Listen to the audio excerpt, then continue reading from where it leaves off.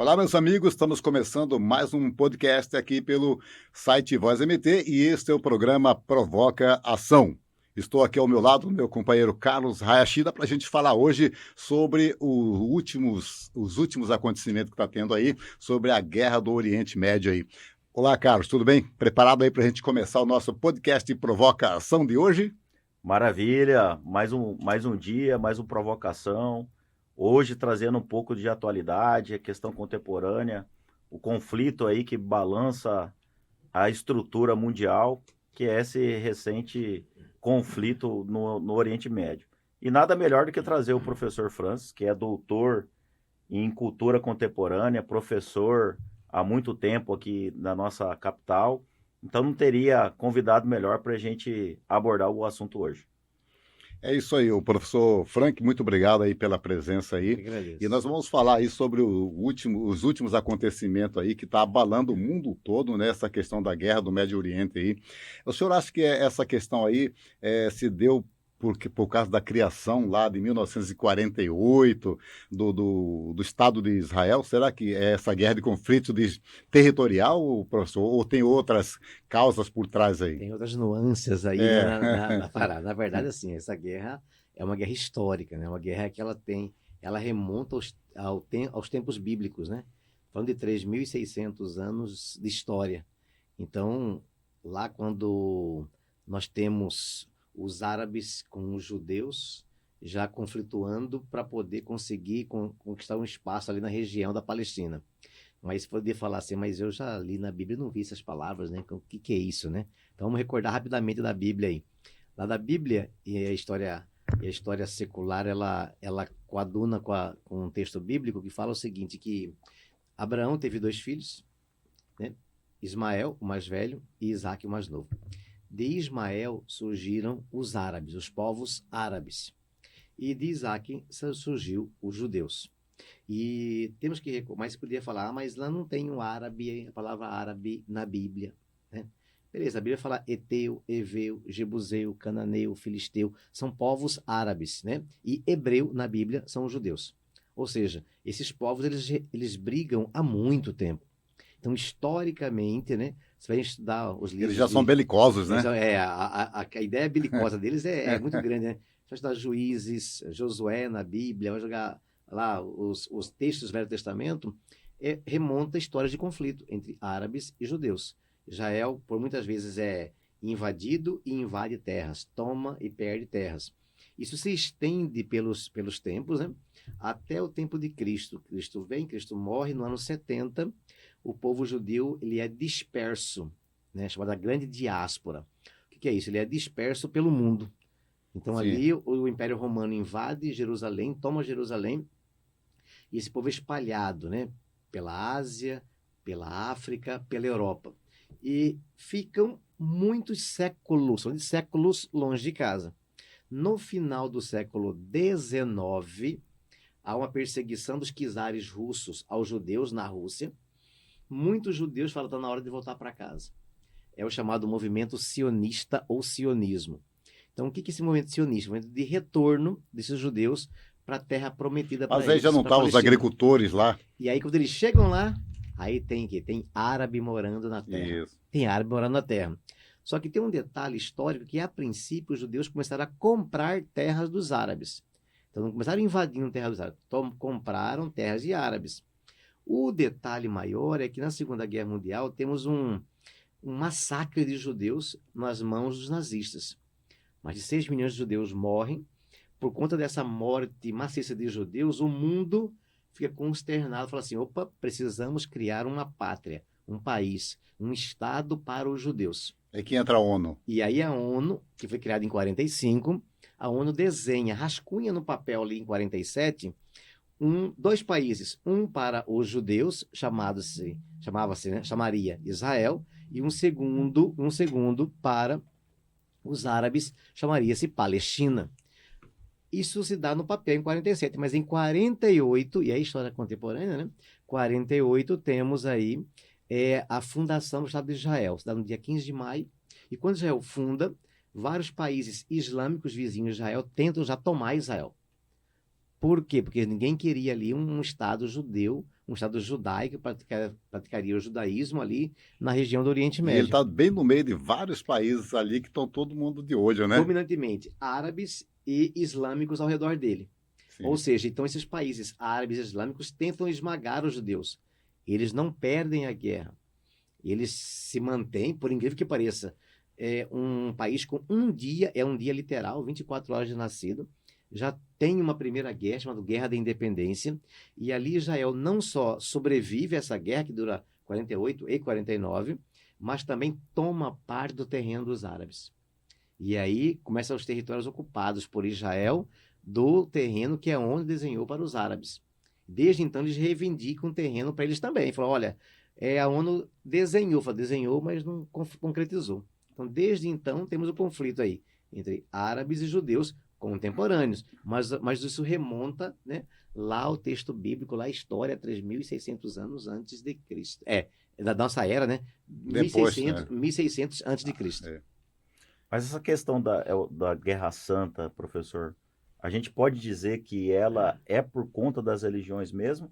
Ou tem objetivos e interesses obscuros nessa questão toda? É bem interessante porque lá é uma confluência de religiões. Jerusalém é a cidade sagrada. É a cidade mais sagrada do mundo, é Jerusalém. Por quê? Porque para nós cristãos, Cristo andou ali em Jerusalém. Sim. Lá tem a Igreja do Santo Sepulcro que simboliza, né, ali a presença de Cristo na região.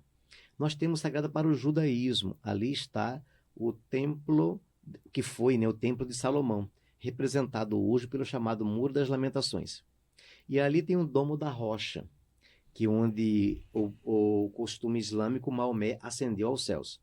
O islamismo, ele crê, né, tem 3 cidades sagradas, né, Meca, Medina e Jerusalém. Para os judeus, Jerusalém é sagrada, para cristãos, Jerusalém é sagrada, ou seja, Jerusalém é a cidade sagrada para 3 das grandes religiões monoteístas do mundo. Então, as 3 grandes religiões monoteístas são judaísmo, islamismo e cristianismo. Então, ou seja, essas 3 religiões têm base em Jerusalém. Então, é uma guerra santa? Sim. Só que muitos evocam a questão de ser uma guerra santa, evocam a religião para atender seus interesses políticos, territoriais na região.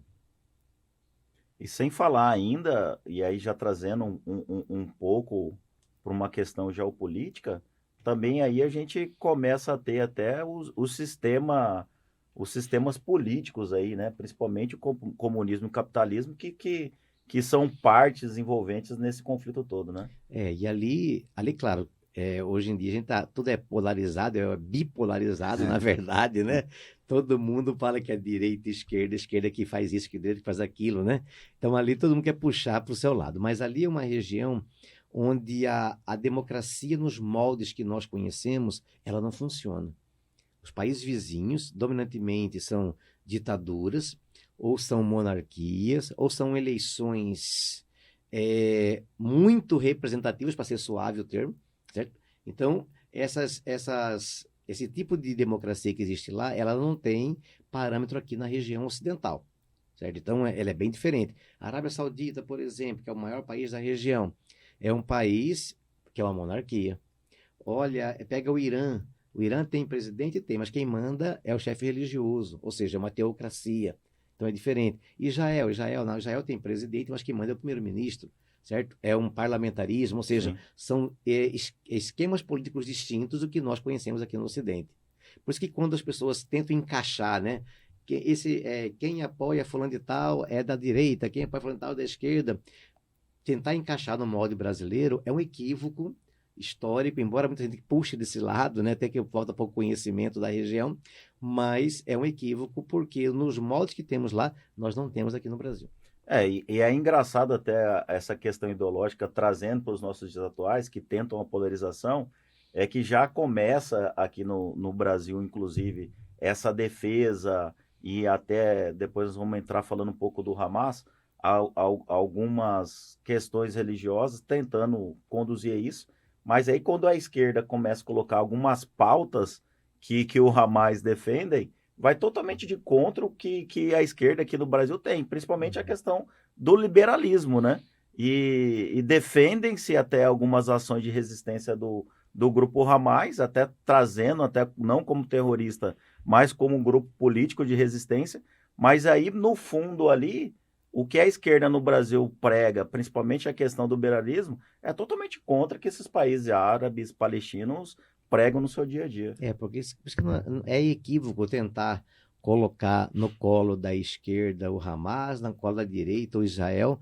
É um equívoco porque, por exemplo, a direita no Brasil não apoia casamento homoafetivo. Israel tem uma das paradas mais fortes do mundo. Quer dizer, então é incongruente com a nossa realidade.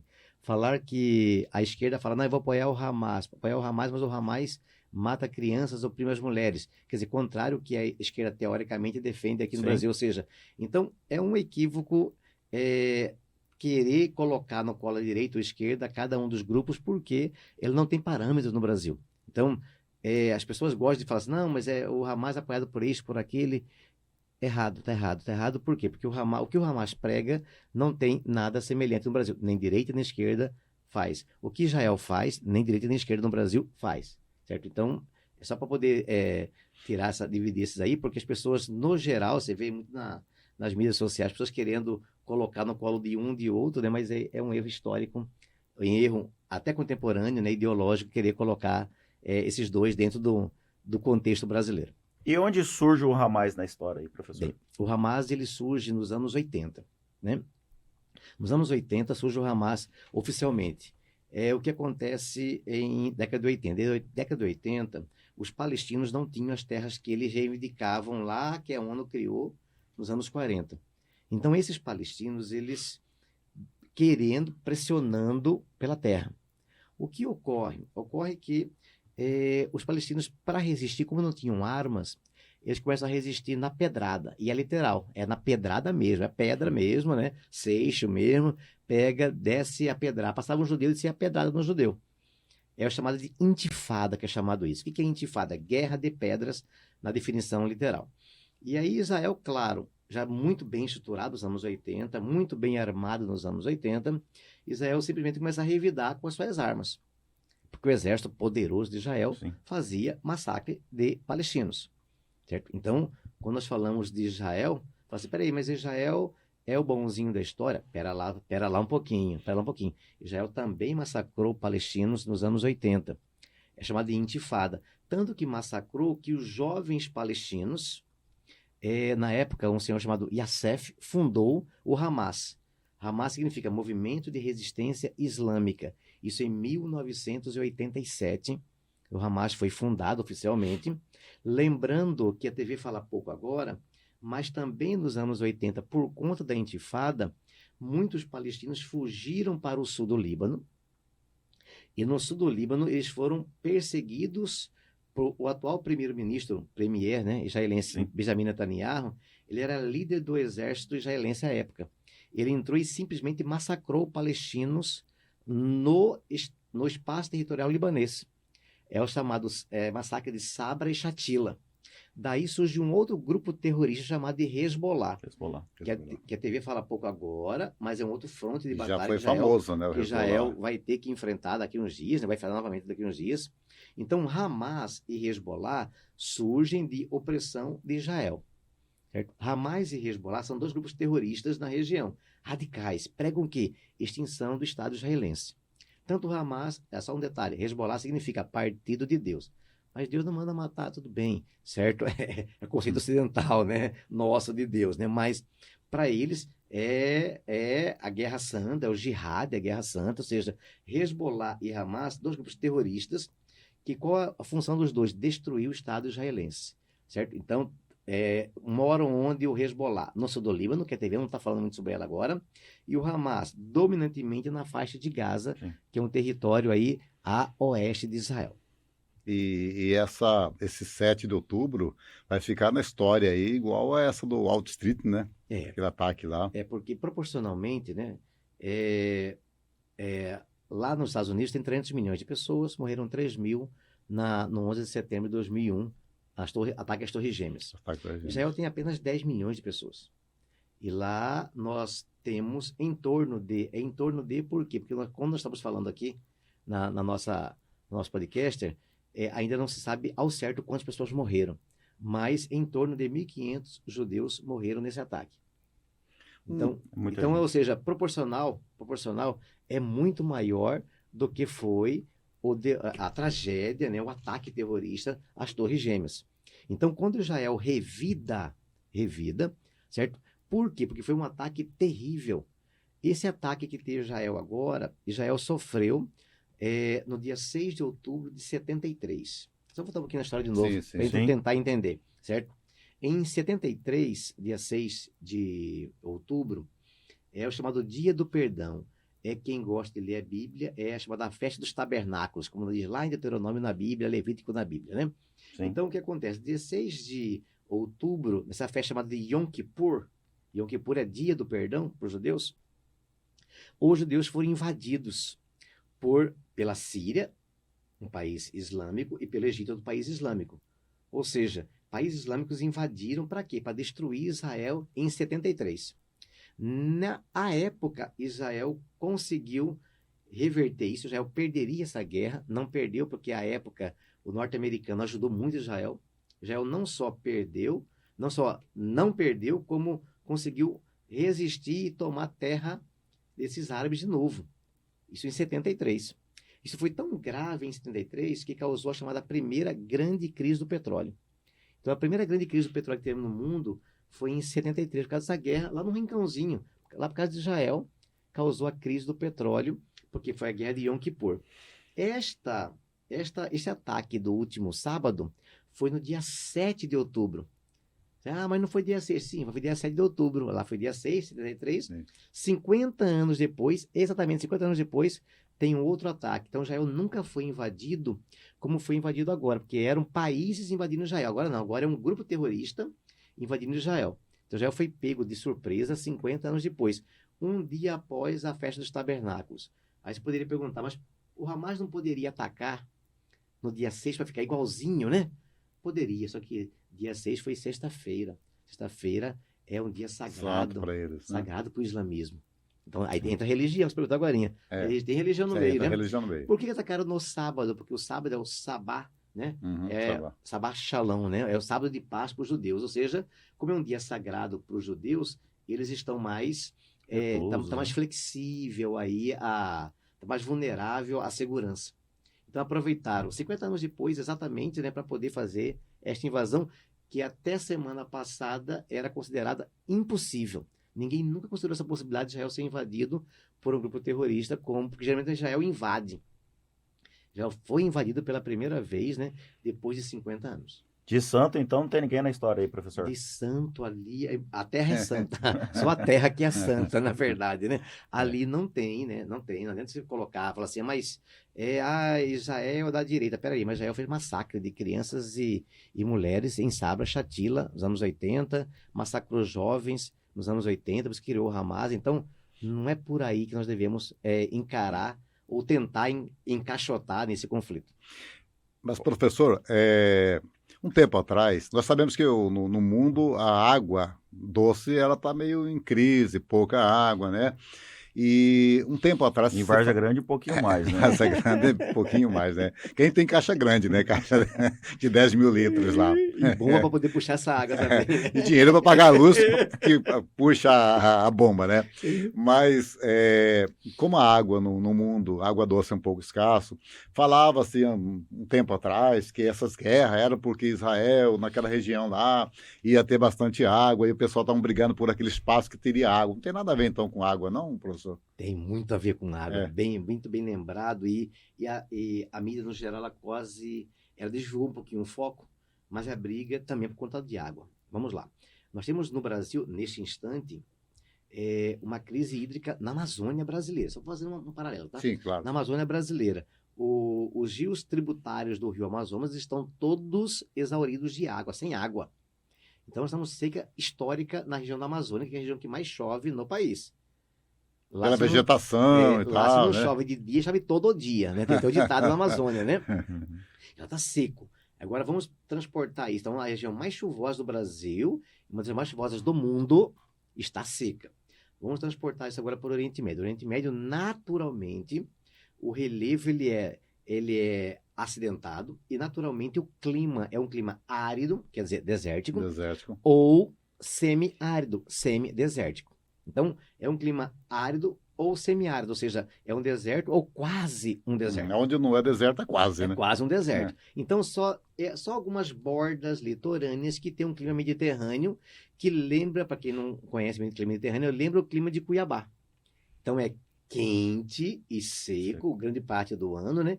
E chove um pouquinho na época do ano. No nosso caso, chove no verão, lá chove no inverno, clima mediterrâneo. Só isso. Mas chove bem pouquinho. Chove como chove em Cuiabá, que é as chuvas torrenciais. Chove muito pouco, certo? Então, o que acontece? É uma área que temos pouca, mas pouquíssima água.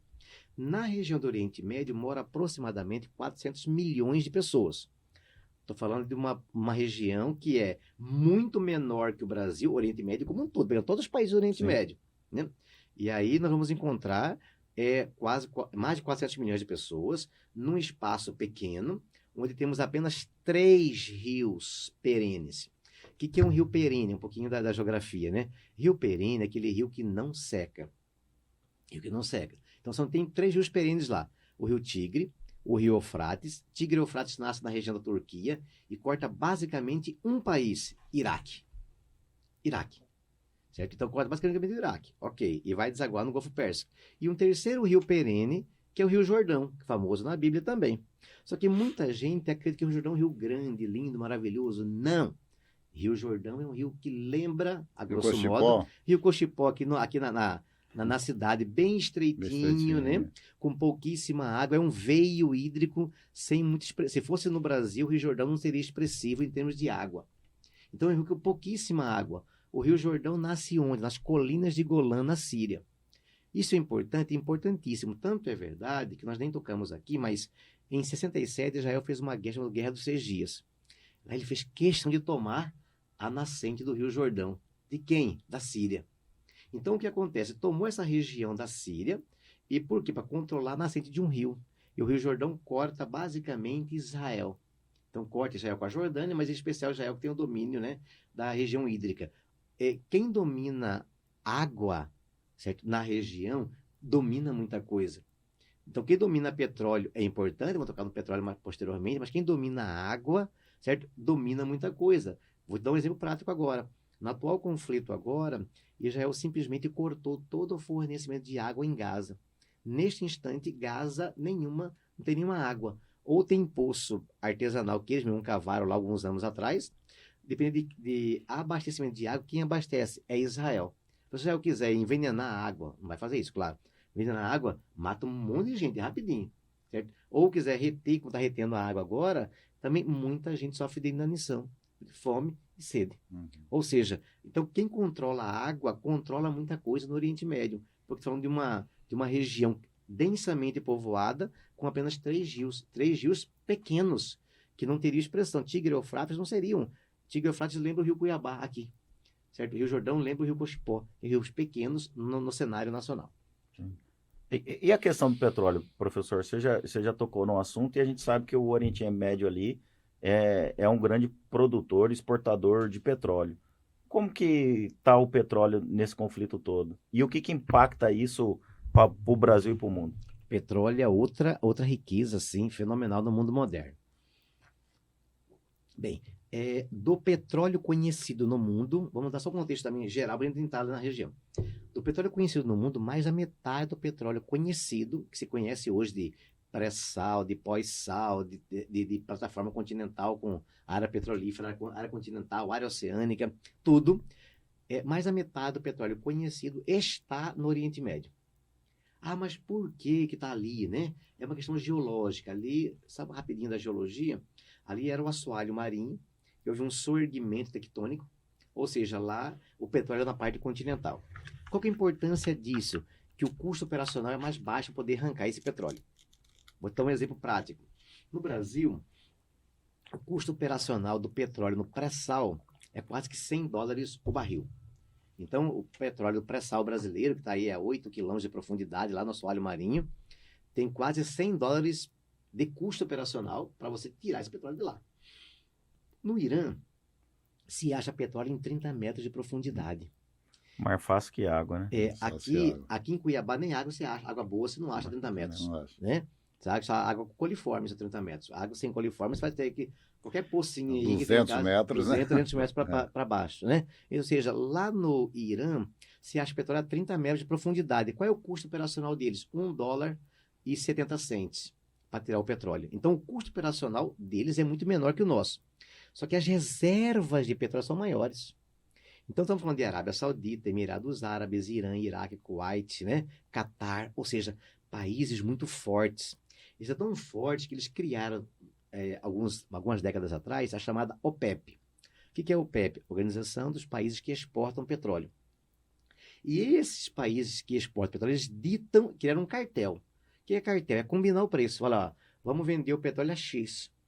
Eu falei Aí agora... todo mundo vende naquele preço ali, naquele né? preço, porque eles detêm a maior parte das reservas mundiais.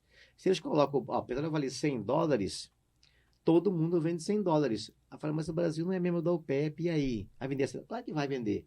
Por quê? Porque se o Brasil vender mais barato, não compensa concorrer com eles. Vender mais caro, não vai conseguir vender porque eles dominam o mercado. Ou seja, você tem que vender igual a eles. Então, eles ditam o preço do petróleo no mundo. Eu falei agora ainda em primeira crise do petróleo dos anos 70. Por que eu teve a primeira crise? Porque os irmãos árabes e islâmicos falaram assim, olha, o americano deixou Israel perder a guerra, então foi o seguinte, aumentar o preço do petróleo. Aumentaram, não vai ser mais sem menos. Foi lá para a estratosfera o preço do petróleo. Para quem gosta de economia aí, vai lembrar o seguinte, quando você faz um histórico de dívida externa dos países pobres, em especial nos anos 70, você vai ver um sobressalto gigante. Brasil, por exemplo, você vai ver grandes saltos da dívida externa brasileira. Por quê? Por causa da crise do petróleo, nos anos 70. Foi tão grave isso que o Brasil urgentemente foi obrigado, à época, a inventar um outro combustível chamado etanol, é o álcool combustível, para tentar minimizar o prejuízo fenomenal que teve à época. Nos anos 80, tivemos uma segunda crise do petróleo, que é a guerra Irã-Iraque, que não é o foco agora. Que também foi lá para as alturas, os carros brasileiros basicamente eram carros a álcool, nos anos 80. Por quê? Porque era caro e raro. Caro e raro ter combustível aqui. Eu lembro que eu era pequeno, nos anos 80, aqui em Cuiabá, meu pai era taxista, né? Então ele tinha que comprar gasolina, era um Fusca que ele tinha, a gasolina ele tinha que comprar, e nós tínhamos que, ele tinha que ir lá no posto, encher o tanque do carro, levava aqueles tonéis de combustível e estocava em casa, porque não tinha combustível. Ah, mas era um risco. Claro que era um risco enorme, Os né? postos de combustível não abriam no final de semana, né? Só sexta-feira, 6 horas, fechava, por né? quê? Porque era a crise do petróleo. Então, agora, tem-se uma nova crise do petróleo. Por quê? Porque os países que detêm o petróleo, eles podem fazer a mesma coisa que fizeram 50 anos atrás. Vamos aumentar o preço do petróleo. Por quê? Porque então, o mundo ocidental está ajudando Israel. Então, isso pode acontecer? Pode acontecer. E quem controla o petróleo global são eles. Então, é muito dinheiro que eles têm lá e eles têm a capacidade de causar um colapso econômico global. Por isso que as grandes potências todas estão de olhos arregalados, olhando para o conflito no Oriente Médio e Israel, que territorialmente é muito pequeno o espaço. Muito pequeno, inexpressivo em termos de tamanho. Mas reverbera geopoliticamente em todo o globo. Quando o senhor fala aí que o mundo está de olho lá, eu até ia tocar nesse assunto, a respeito, por exemplo, a ONU, quando ajudou lá a criar o Estado israelense lá, capitaneado pelos Estados Unidos ali, que são vários países, mas capitaneado pelos Estados Unidos. Hoje não pode fazer nada, a ONU não consegue, esses países mais poderosos não conseguem fazer essa interferência para dar um basta, porque eles não conseguiram também nem com a guerra da Ucrânia, lá que está até hoje, essa guerrilha lá, e eles não param. O senhor acha que nada pode ser feito? A ONU não consegue dar uma ajuda para cessar essa guerra? A ONU pode pressionar à vontade, mas a persuasão da ONU na região, ela não consegue porque ali sobrepõe os interesses apenas políticos. É um interesse territorial, é um interesse histórico, é um interesse religioso, é um interesse étnico. Então, por mais que a ONU pressione ali todos os lados, e o Brasil hoje é protagonista, alguns poderiam falar, mas espera aí, por que é protagonista hoje? Porque neste instante, o Brasil é o líder do Conselho de Segurança da ONU. que é o conselho que manda na ONU. Na verdade, o Brasil está lá, é um cargo político, claro, mas Sim. quem manda de verdade são as 5 grandes poderosas da Segunda Guerra Mundial: Estados Unidos, Rússia, China, França e Reino Unido. Então, esses 5 que mandam na ONU, mas oficialmente, para fins políticos, né? Hoje o Brasil é o líder desse conselho aqui. Mesmo sendo membro circulante, o Brasil lidera esse conselho. A ONU consegue intervir lá? Não, porque depende desses 5 grandes Países. apoiarem. Vou falar novamente: Rússia, China, Estados Unidos, Reino Unido e França. Como que está cada um deles? São os que mandam, né? A França apoia Israel? Sim. Reino Unido apoia Israel? Sim. E agora? Estados Unidos apoia Israel? Sim. Agora tem mais 2. China... Tem mais 2. Tem China e Rússia. China e Rússia, eles relutam em apoiar Israel. E depois vamos entrar em outras, se vocês quiserem, nas outras nuances da guerra, na Síria, guerra em outros lugares, que a China tem interesse na região, assim como a Rússia tem interesses grandes na região. Então, tanto para apoiar Israel, então teoricamente deveria apoiar, só que elas também têm receio por causa do petróleo. Elas têm grandes negociações. E estamos falando da China, o país que mais cresce no mundo, o grande poderio econômico chinês, que é o motor econômico do mundo hoje, é a China. E se tiver problema em Israel com petróleo, o mundo para de crescer. Se o mundo para de crescer, quem mais é abalado hoje é a China. Porque é o país que mais cresce no mundo hoje, é o motor econômico do mundo. Quem mais vai sentir vai ser eles. Então, por isso que eles estão lá, estão cheios de dedos entre não condenar os ataques israelenses, mas também não condenar os ataques do Hamas. Tudo e sem falar o poderio militar, né? Em cima de China e Rússia, né? E o poderio bélico de China e Rússia não é desprezível. Falando da Rússia, que é o país que mais tem bomba atômica no mundo, a gente fala, mas como? Quem mais tem bomba atômica no mundo é a Rússia, não é os Estados Unidos, certo? Então, o poderio bélico nuclear é muito grande, e ninguém tem mais soldados no mundo do que a China. O maior exército do mundo é a China, não é o norte-americano, como muita gente imagina também. Eu acho que é por isso que, e não só esse conflito no Oriente Médio nós estamos falando, como começa a desencadear no mundo inteiro grandes conflitos armados, né? E tem correlação com a questão da Rússia e a Ucrânia, ou alguma questão de reflexão nesses 2 conflitos, ou não tem nada a ver uma coisa com a outra? Então, vamos lá. A não ser os impactos econômicos no mundo. Estamos falando de uma outra guerra, Rússia e Ucrânia, que agora a TV vai dar menos foco, né? Porque está no Oriente Médio, mas é uma guerra que tem incomodado, certo? Todo mundo aí por 2 anos já. Então, o que acontece? A Rússia, ela tem acordos com Israel. Por conta disso, Israel não afrontou a Rússia no ataque dela contra a Ucrânia. Por exemplo, vou dar um exemplo prático. Vamos lá. Vou pegar o padrão norte-americano. Os Estados Unidos, eles condenam veementemente o ataque russo à Ucrânia. Israel, como aliado americano, deveria fazer a mesma coisa, condenar o ataque russo contra a Ucrânia. Só que Israel nunca fez isso.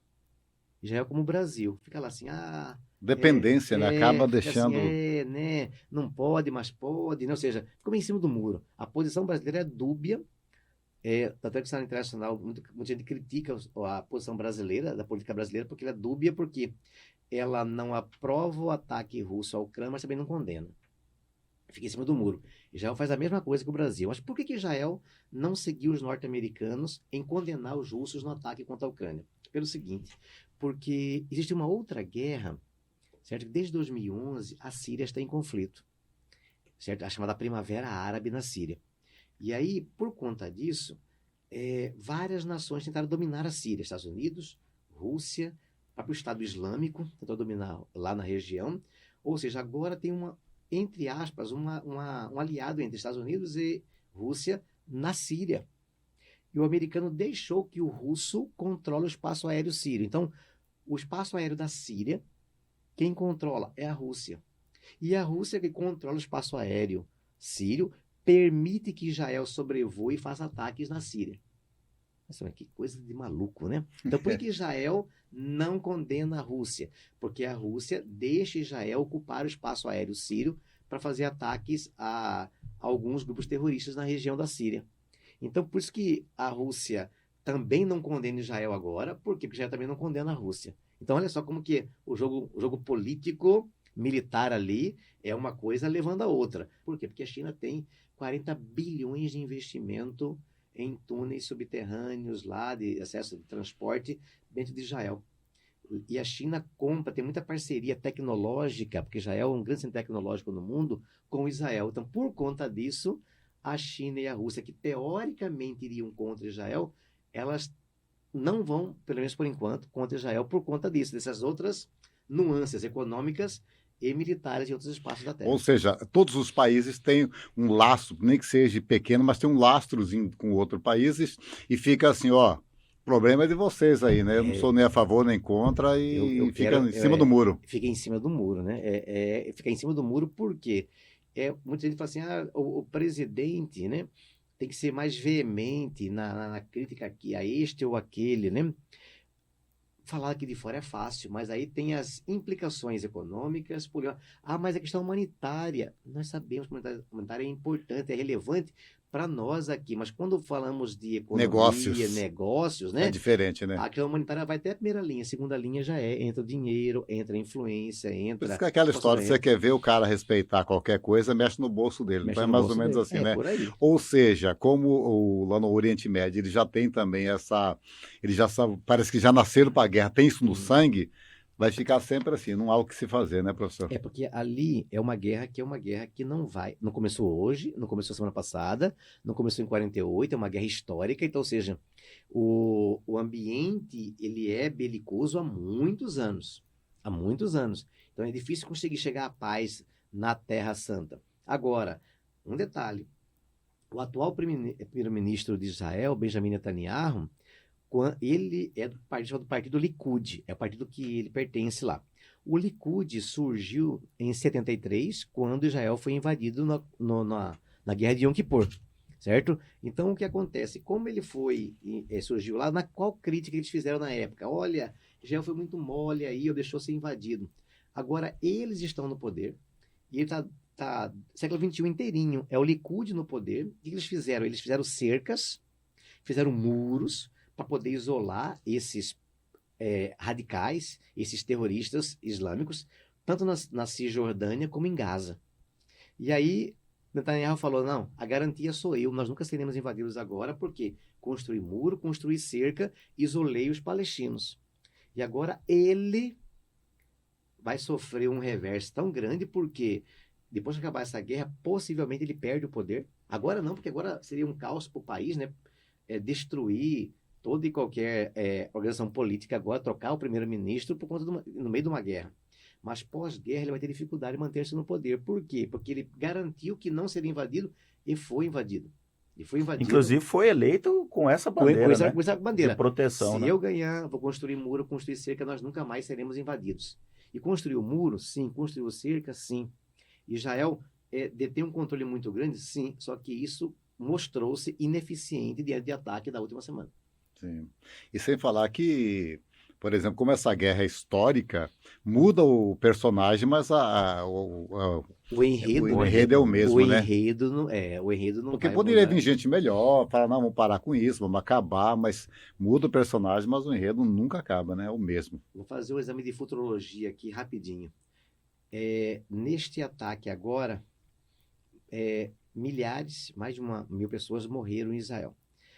O sentimento judeu israelense, ele vai ser de ódio aos palestinos. Concorda comigo? Agora vamos lá para o outro lado. Certo? Israel está bombardeando, as TVs estão mostrando aí a terra arrasada que já está fazendo em Gaza.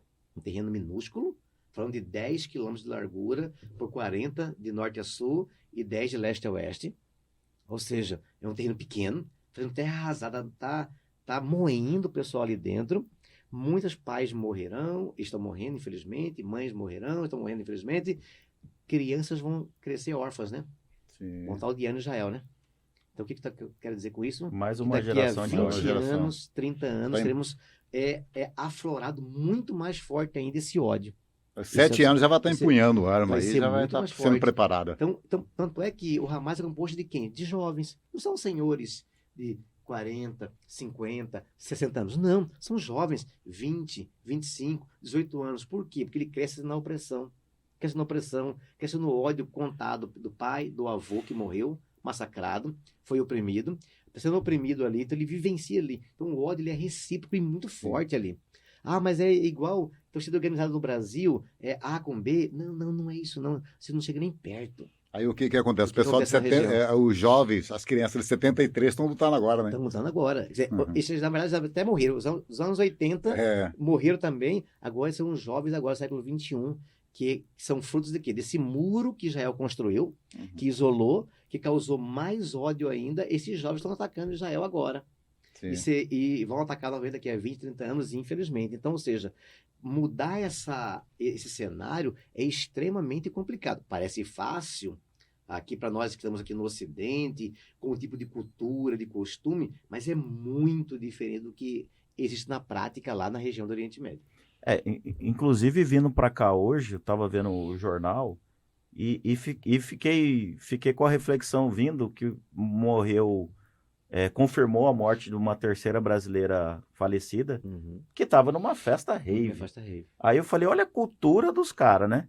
Os caras estão em guerra e tendo festa. Não estou amenizando a questão da morte da brasileira, mas estou falando o contrassenso ali, né? Um país em guerra declarada e tendo festa. É que é o seguinte, aqui nós estamos vivendo Difícil, hein? tipo um chamado armistício. O que é armistício? É uma guerra declarada, mas não havia conflito direto. Tanto é verdade que a festa rave, organizado pelo pai, né, de um grande DJ brasileiro, né, Malok, então é a 6 quilômetros só da faixa de Gaza. É muito No perto. quintal, no quintal. Colado. 6 quilômetros é muito perto. Daqui nós não, que- menos que não, um nick pertinho. Até nós que não somos atletas, a gente consegue andar 6 quilômetros, né? Sim. Então o que acontece? É muito próximo. E ali, por isso que morreram, a gente foi ali na festa rave. É muito próximo ali. O que acontece? Ali eles acabaram sendo invadidos naquela região e aí ficou fácil matar. Porque era muita gente acumulada num lugar só. Sim. E detalhe, que a TV também não focou, morreram não só brasileiros, nem americanos, nem judeus. Morreram pessoas de 20 países diferentes. Mostra que Israel é uma miscelânea de pessoas do mundo todo que correm para lá. Porque é judeu étnico que está indo para lá. Certo? Então aí, por conta disso, eles acabam aí concentrados num lugar só e acabaram aí sendo massacrados pelo ataque terrorista do Hamas. Então estava muito próximo ali à região. Agora, outro detalhe que eu gostaria de focar é da onde que vem o poderio bélico do Hamas. Já parava para pensar? Da onde vem o poderio bélico do Hamas? Um grupo de resistência que também é um partido político, né? Por isso até algumas defesas aí de legitimidade do movimento e outros declaram terrorismo, mas e a questão financeira? Quem que financia o Hamas, né? Bem lembrado. O Hamas não é só um grupo terrorista, é um grupo político também, constituído politicamente, bem lembrado isso. Tanto é que Hamas ganhou as eleições dentre os palestinos em 2006. Então, ganhou politicamente ali, teve mais votos. Então todo palestino é cara do Hamas? Não é também assim. Não vamos radicalizar. Todo mundo votou errado. Votou. Mas já votamos errado muitas vezes também aqui no Sim. Brasil, não é verdade? Sim. E continuaremos votando, que é pior ainda. Mas tudo bem, isso não é o foco agora. Então, é um grupo político que virou um grupo terrorista. E esse grupo terrorista, certo? Ele tem um poder político e militar da região. Mas de onde vem esse recurso? Vamos lá. O recurso vem de ajudas humanitárias. Porque como é um grupo político, ele que tem que carregar ajuda humanitária. Então, a União Europeia, os europeus doam milhões e bilhões de euros. Quem que controla esse recurso? O Hamas. Hamas. Mas quem mais doa? Os irmãos árabes islâmicos, os irmãos ricos em petróleo, doam. Vou dar um exemplo, que a TV não fala. Vamos lá. O Catar que foi a última Copa do Mundo. O Catar doa, por semana, $100 por família. Por família, em toda a região de Gaza. Falando $100 por família para poder subsistir. O cara não consegue plantar, não consegue ter emprego, não tem nada.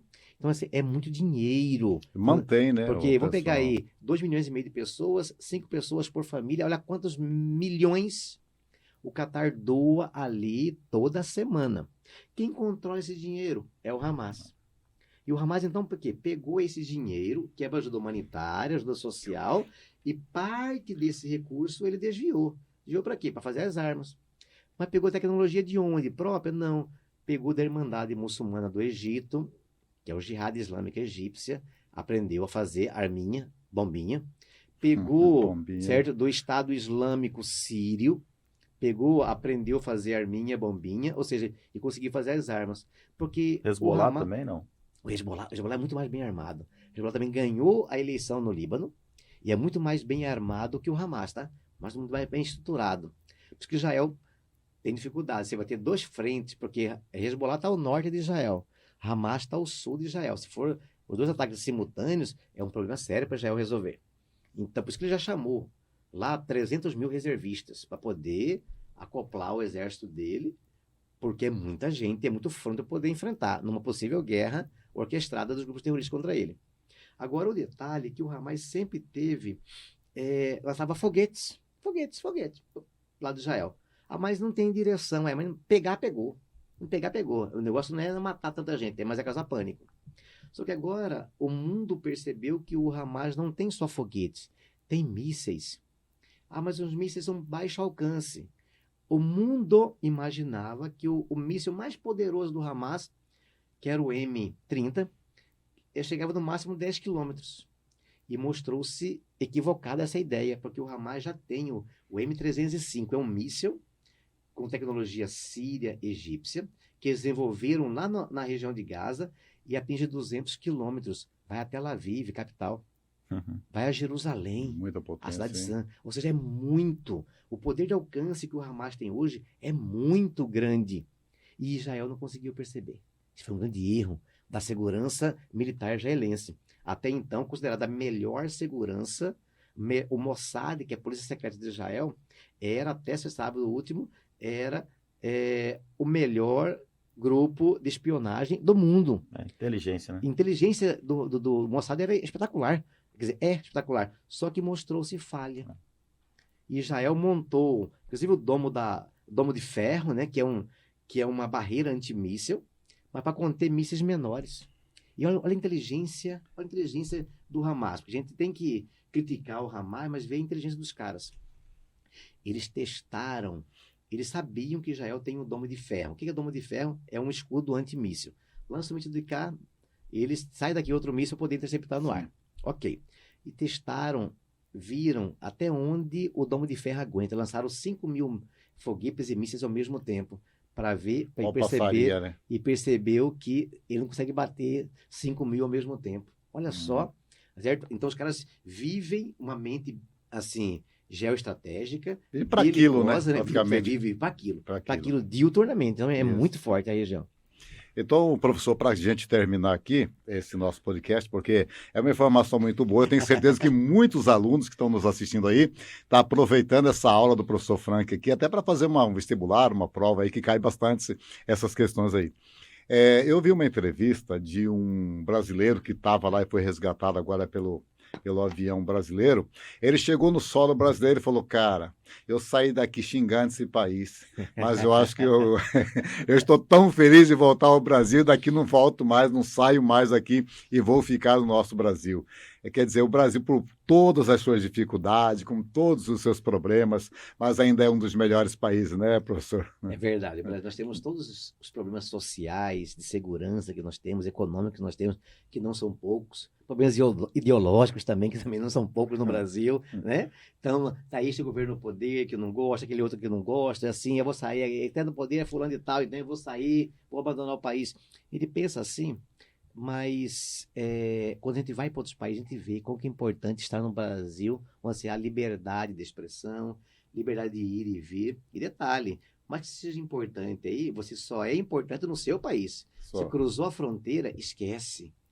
Você é cidadão de segunda classe em qualquer lugar do mundo. Então não pense que você, assim, vou para tal lugar, vou lá, vou ser o rei da cocada preta. Não, essa mordomia, entre aspas, essa cidadania que nós temos é só no Brasil. Então, pega um país que é próspero economicamente como Israel, olha o problema que está tendo lá, seríssimo, as pessoas, nós não temos ideia, né, que é dormir, tendo que construir, tem que correr para o bunker no meio da noite. Bunker é um espaço micro, recoberto de concreto maciço com chapas de aço para suportar bomba, suportar demolição, suportar até que o prédio pode ruir, ter que resistir ali. Então você tem que morar num lugar desse. Pensa agora, a TV mostrou o ataque do Hamas a um kibbutz. Kibbutz são cooperativas agrícolas judaicas próximo da fronteira. Então o cara mora próximo da fronteira, então ele tem que construir um kibbutz para ele obrigatoriamente, e mesmo assim muitos foram invadidos, tomados. Então viver numa região como essa, onde a tensão ela é 24 horas, isso é muito difícil. Como é que dorme bom, desse jeito? Acho que é bom estarmos num país como o nosso aqui. Graças a Deus temos um país de paz. Com toda a dificuldade, é melhor você passar ela dentro de casa do que fora, né? É melhor chorar debaixo da nossa cama do que, né, na cama dos outros, não é verdade? E aí, Carlos, vamos embora? Vamos embora, né? Tá aí uma aula que tivemos hoje, principalmente para você que quer falar abobrinha aí sobre o que está acontecendo no Oriente Médio, ficar defendendo pautas que nem conhece o teor completo do que é esse conflito, e não apenas uma polarização de direita e esquerda do Brasil. Não é Lula e Bolsonaro que tem influência nessa guerra bíblica, guerra santa aí. Então, acho que a gente sai bem melhor hoje de que começamos aqui. Então, acho que muito proveitosa a nossa manhã de hoje. Então, queremos agradecer ao professor Frank aí. O senhor tem aí um minutinho aí para umas considerações, alguma coisa que nós não perguntamos para o senhor, e com todo o seu conhecimento, se o senhor quiser falar aí aos nossos internautas que estão nos assistindo aí, o senhor fique à vontade aí, porque a gente sabe que é muito complexa essa questão aí. Às vezes a gente acabou não perguntando alguma coisa aí, o senhor fique à vontade para, se nós não perguntamos, o senhor falar aí para a gente gente encerrar esse podcast aqui. Eu agradeço, Neto, agradeço, Carlos, né, pelo convite, né? O pessoal do Provocação é uma provocação mesmo, na verdade, né? E aí é importante nós lembrarmos que lá, infelizmente, será uma guerra longa. Não é uma guerra curta, não, vai ser uma guerra longa que vai sangrar muita gente, infelizmente, e nós também possamos aí colaborar com nossas orações, nossas preces, né? Para que seja o mais breve possível acabar com esse conflito, mas o contexto histórico nos diz que não será uma guerra muito curta, né? E também, claro, aproveitar para parabenizar, para poder cumprimentar cada professor, cada professora. Estamos aí já à véspera, né, de termos aí Dia dos Professores, dia 15 de outubro, né? Então, dia 15 de outubro, um dia especial. Eu, como professor, já há alguns anos aí na estrada, quero cumprimentar cada colega, cada amigo, companheiro aí, professor e professora, pelo dia especial do dia 15 de outubro, beleza? No mais aí, muito obrigado pela oportunidade. E tem mais uma coisa, Carlos, se alguém quiser ter mais conhecimento sobre a guerra ou outros assuntos, é só ir lá na FATUS, né? É verdade, é verdade. Ir lá na FATUS vai ficar sabendo desses assuntos aí e outros assuntos, né? Sair preparado para a vida. É verdade, eu trabalho hoje na FATUS, né? Na FATUS Educacional, que temos unidades, né, no centro, no Cochipó, agora também chegando no CPA, né, ali na região CPA 4.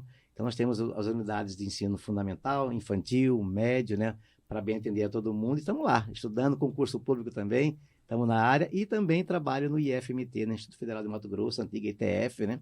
Estamos lá colaborando com a pessoal da Pró-Reitoria de Extensão.